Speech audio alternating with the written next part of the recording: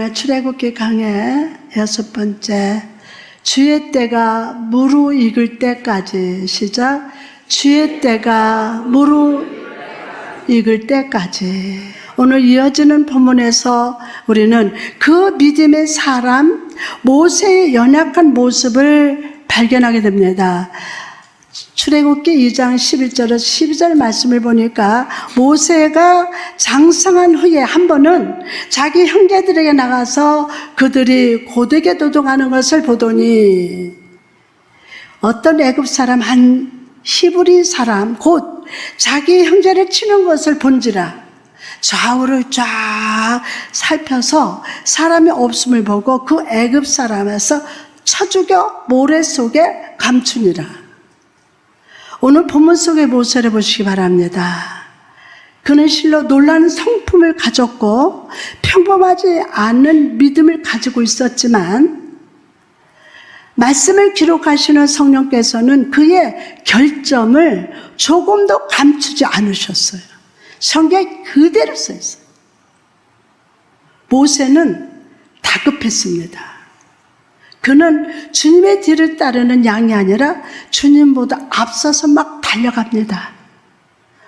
이스라엘 백성을 이끌어서 출애굽할 때는 아직 오지 않았는데도 아직 40년이라는 인내의 시간이 더 지나야 함에도 불구하고 모세는 인내심이 부족했고 자기 힘으로 행동하는 모습을 보여주었습니다. 성령께서는 모세가 좌우로 살펴 사람이 없음을 보고 그 애굽 사람 어떻게 했어요? 쳐 죽여서라고 기록했습니다. 그가 믿음에 의해서보다 오히려 눈으로 보고 행하는 자였음을 드러내고 있습니다. 또한 그가 사람을 죽인 후에 모래 속에 감췄다, 말하자면 묻었다, 그러고 기록한 것처럼 그는 마음속으로 두려워하고 실수도 많고 성급한 단점투성이에 인간이었음을 알게 되었습니다. 그리고 그 결과로 그는 도망치는 자가 되고 말았습니다.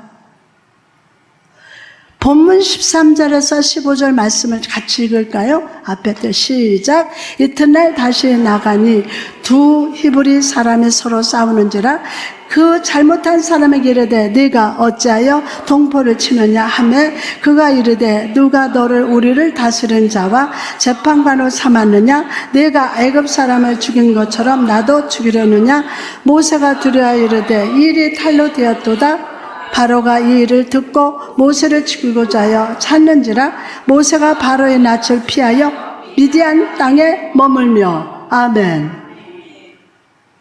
자, 모세는 믿음으로 판단하는 사람인 동시에 성격이 급하고 하나님보다 앞서 행동하는 단점이 있었어요.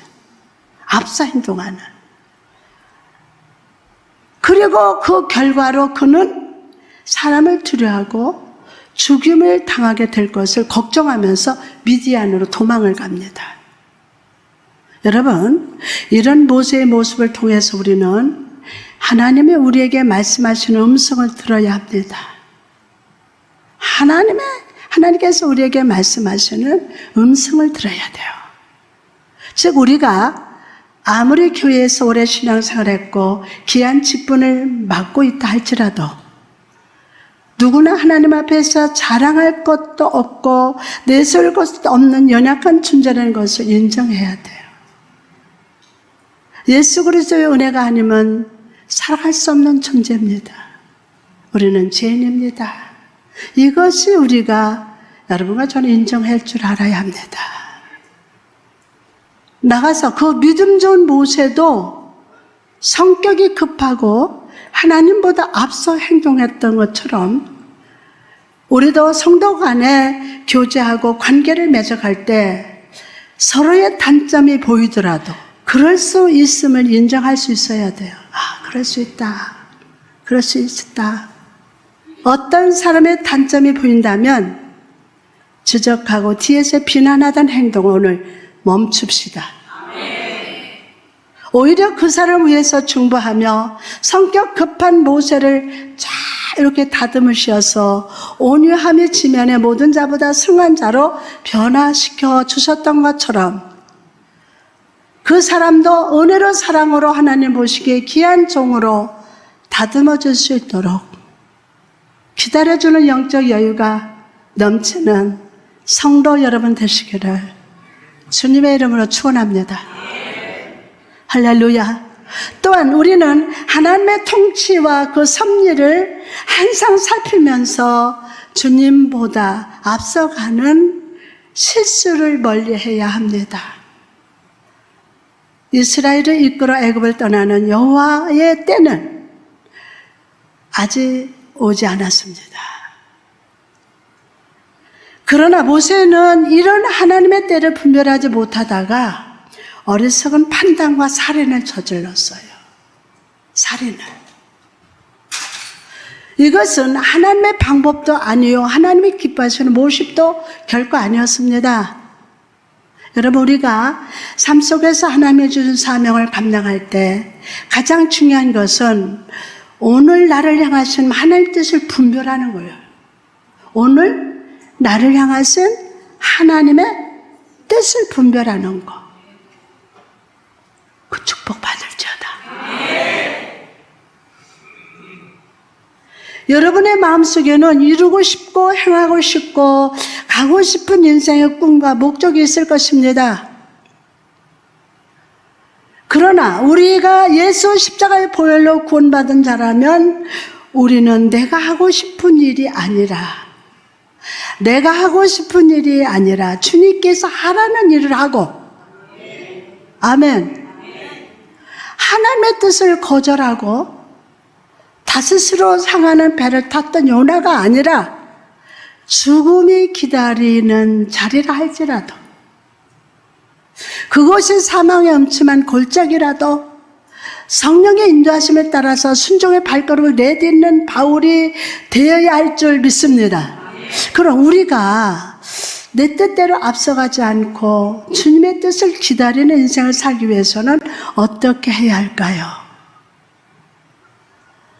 요한복음 7장 37절에서 39절 말씀 보니까 명절 끝날 곧 큰 날에 예수께서 서서 외쳐 이르시되 누구든지 목마르거든 내게로 와서 마시라.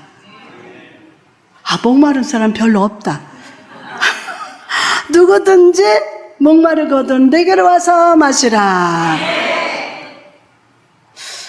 나를 믿는 자는 성경의 시름과 같은 그 배에서 무슨 강이 생수의 강이 흘러나오리라 하시니 이는 그를 믿는 자들이 받을 성령을 가리켜 말씀하신 것이라. 할렐루야. 우리가 주님보다 앞서가지 않고 하늘의 축복과 은혜 속에 살기 위해서는 성령의 충만이라는 그 강물 속에 우리 삶 전체를 담그는 자가 돼야 돼요. 입에만 성령 받으면 안 돼. 입에만 따다다다다 이게 성령 받는 게 아니야.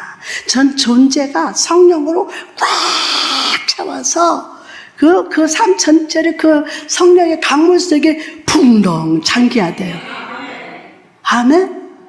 흐르는 강의 물을 한번 담궈 보세요. 우리는 마음대로 움직일 수 없습니다. 강에 흐르는 대로 우리 몸도 따라갑니다. 그 강의 힘이 나를 제한합니다.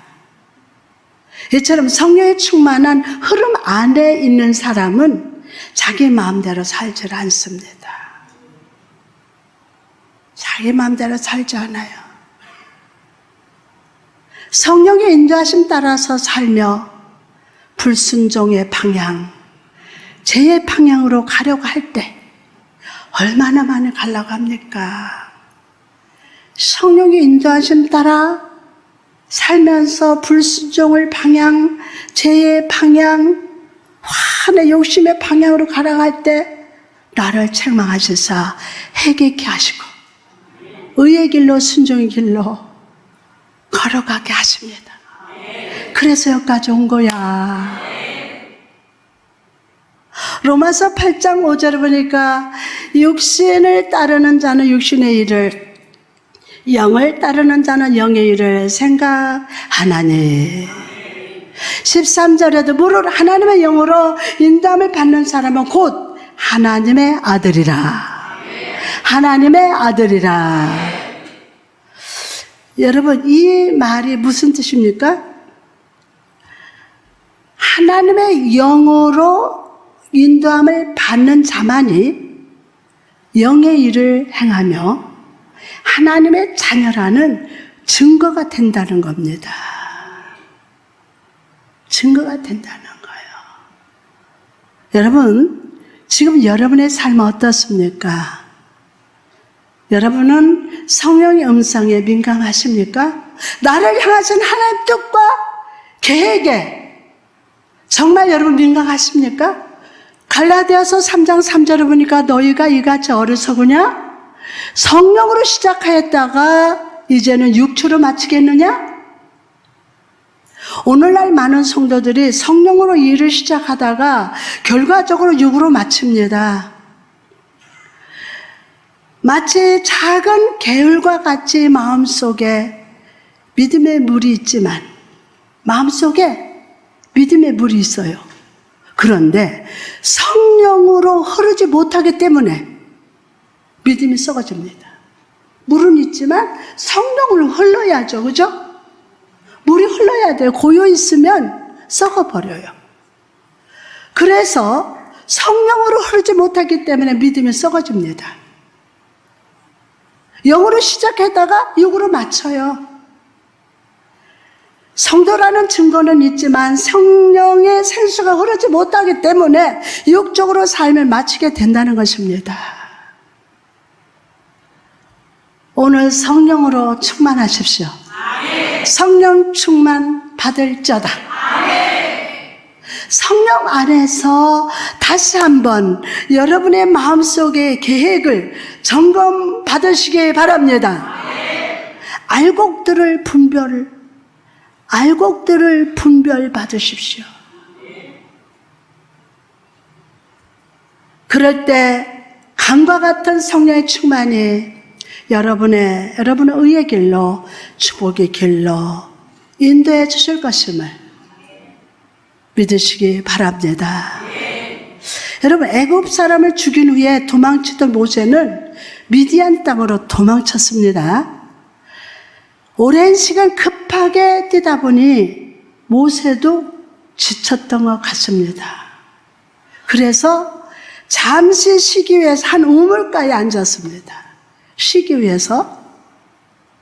그런데 그가 우물에 앉아있을 때 한 남자들이 물을 길어서 양떼에게 먹이려고 하던 여자들을 쫓아내려고 했습니다.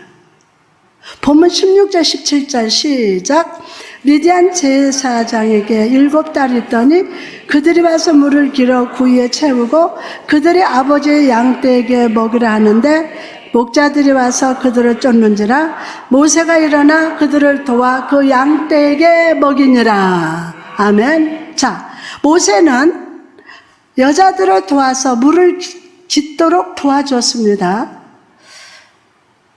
그리고 그것이 계기가 되어서 여자들의 아버지인 루엘의 환대를 받아서 그의 딸 시보라를 아내로 맞이하게 됐습니다. 오갈 데 없는 떠돌이, 살인자로서 두려움으로 살던 모세에게 하나님은 그의 인생 무대 뒤에서 쉴만한 물가를 예비하셨던 것입니다. 쉴만한 물가를. 모세는 시보라와 사이에서 아들을 낳게 되었습니다. 그리고 그 아들의 이름을 게르솜이라고 지어주었습니다. 히브리어로 게르는 나그네 뜻이고 솜은 거기에서라는 뜻이라고 합니다. 나그네, 거기에서. 즉 이 말은 내가 내 삶의 자리를 떠나 타국에서 나그네가 되었다라는 뜻입니다. 모세는 아들의 이름을 게르솜 이름을 통해서 애굽에서 자기 과거의 삶을 생각했습니다. 그런 애굽에서 강제 노역에 시달리면서 노예 취급을 받은 나그네 같은 동족 이스라엘을 떠올렸습니다. 그리고 이 이름을 통해서 그는 과거 하나님이 아브라함에게 맺으셨던 언약을 떠올리게 합니다. 창세기 15장 13절에서 14절에 여호와께서 아브라함에게 이르시되 너는 반드시 알라. 내 자손이 이방에서 개게 되어 그들을 섬기겠고 그들은 400년 동안 내 자손을 괴롭히리니 그들이 섬기는 나라를 내가 징벌할지며 그 후에 내 자손이 큰 재물을 이끌고 나오리라. 여러분 여기서 이방에서 개게 되어 라는 말을 주목해 보십시오. 이방에서 뭐가 되어? 개게 되어 라는 말. 여기서 개기라는 말이 히브리어로 게르입니다. 게르. 모세가 광야에 있는 그날까지 이스라엘 백성은 하나님께서 아브라함에게 말씀하신 대로 개게 되어서 애굽을 섬기었습니다. 그러나 하나님의 예언의 말씀은 여기서 끝나지 않았습니다. 하나님의 약속은 이제 때가 되어 그들이 해방될 것을 자유자가 되어 큰 재물을 들고 나올 것을 약속하고 계십니다. 아멘 하고 받으세요. 이런 의미에서 볼 때 모세의 아들 게르솜의 이름은 이스라엘의 이제 노예의 삶을 끝낼 것이라는 표시임과 동시에 미래에 찾아올 해방의 날을 바라보게 하십니다. 해방의 날을. 여러분, 이처럼 오늘 우리의 삶의 현장이 아무리 앞길이 보이지 않고 힘들고 어렵다 할지라도 불통한 것 같고 안 될 것 같다 할지라도 하나님의 말씀은 이 고난이 곧 끝날 것이요. 다시 한번 곧 끝날 것이요. 해방의 날이 시작될 것임을 약속하고 계십니다. 그러므로 여러분 오늘 당면한 현실 때문에 좌절하거나 낙심하거나 불신앙으로 반응하지 맙시다. 반응하지 맙시다. 모세처럼 하나님의 뜻을 거슬러 앞서 가려던 습관도 이제 버립시다. 아멘. 할렐루야. 오늘날 많은 그리스도인들이 하나님을 사랑하고 내 인생의 주님으로 고백하면서도 한 손은 하나님의 손을 잡고 한 손은 세상의 손을 잡은 채 이리저리 휘둘리는 삶을 살아간다는 것입니다. 아브라함을 보십시오. 하나님께서는 그의 나이 75세 때 그를 부르시고 내가 너를 복되게 하며 너에게 아들을 주리라고 약속하셨습니다. 시간이 흘러도 자식이 없고 하나님이 주셨다고 생각했던 땅이 흉년이 다가오자 그도 세상 방법으로 의지하기 시작했습니다. 아브라함이 약속의 땅을 떠나서 애굽으로 피난 갔고 하나님의 방법이 아니라 인간의 방법을 사용해서 이스마엘을 낳았어요. 그렇게 흔들리고 있을 때 하나님은 아브라함을 찾아가셨어요. 그리고 하나님이 아브라함에게 말씀하십니다. 창세기 17절 보니까 아브라함이 99세 때에 여호와께서 아브라함에게 나타나서 그에게 이르시되 나는 전능한 하나님이라. 너는 내 앞에서 행하여 완전하라. 아멘. 여기에서 완전하라는 말은 히브리어로 타밈이라고 하는데 이 말은 허물이 없다, 곧게 산다, 직행하다 라는 뜻이 있다고 합니다.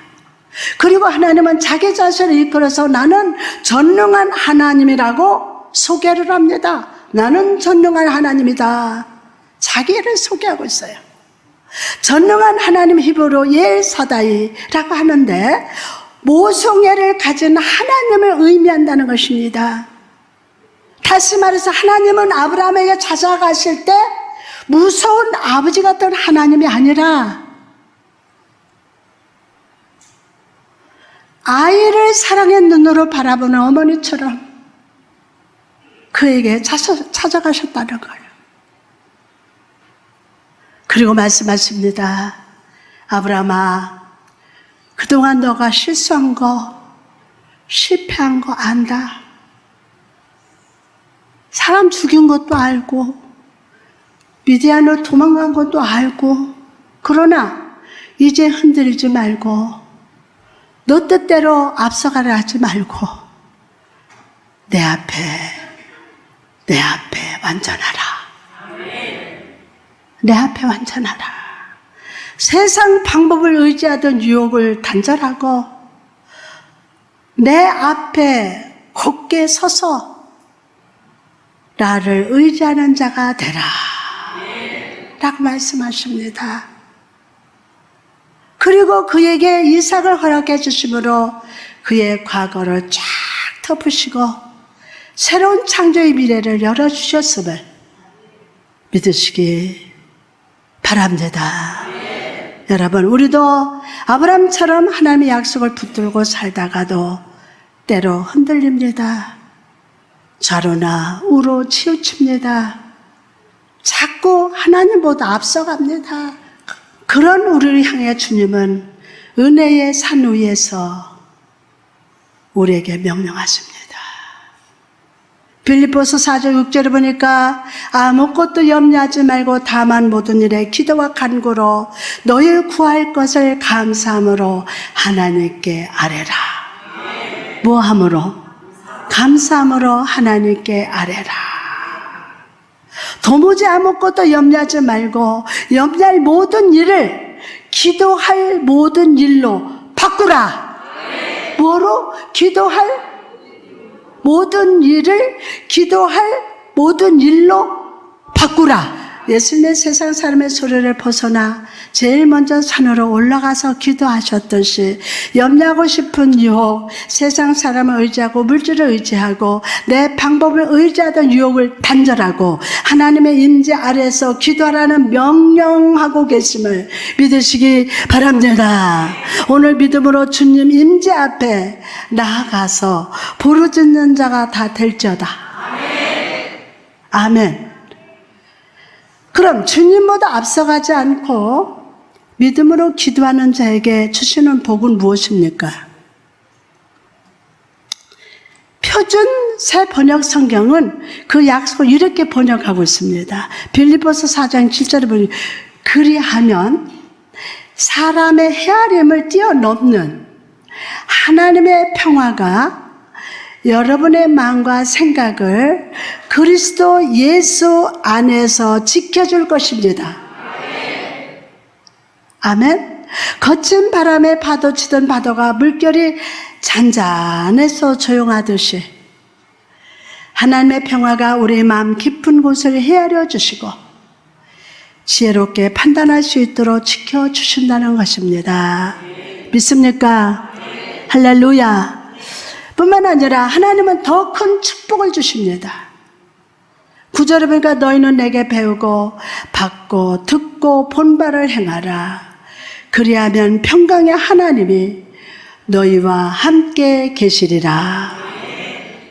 하나님의 평화가 우리 마음을 헤아려 주시는 것도 큰 축복입니다. 그러나 우리가 염려할 유혹, 세상을 의지하렸던 유혹을 벗어나 하나님 앞에 나아갈 때 하나님은 우리에게 평화의 하나님으로 찾아오셔서 우리와 언제나 함께 해주시고 아멘, 선하신 손으로 붙들어 인도하십니다. 그리고 약속하십니다. 할렐루야.